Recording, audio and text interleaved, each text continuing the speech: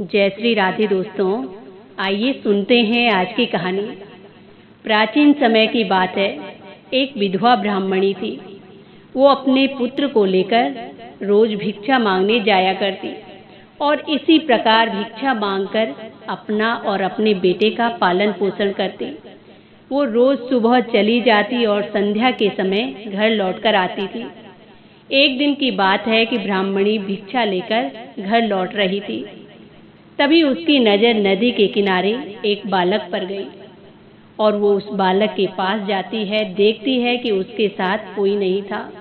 वो उस बालक को अपने घर लेकर आ गई और अब अपने बेटे के साथ उसका भी पालन पोषण करने लगी।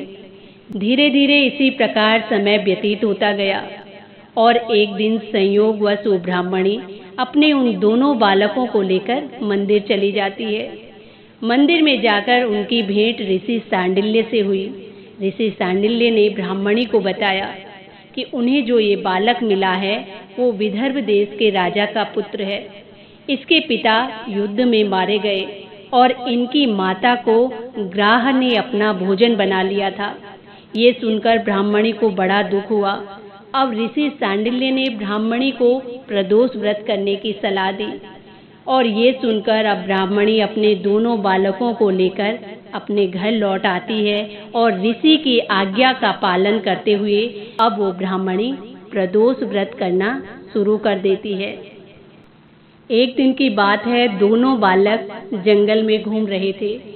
तभी अचानक वहां पर कुछ गंधर्व कन्याएं नजर आ गईं और ब्राह्मण बालक तो घर लौटकर चला आया, लेकिन राजकुमार धर्मगुप्त अंशुमति नाम की गंधर्व कन्या के साथ बात करने लगा।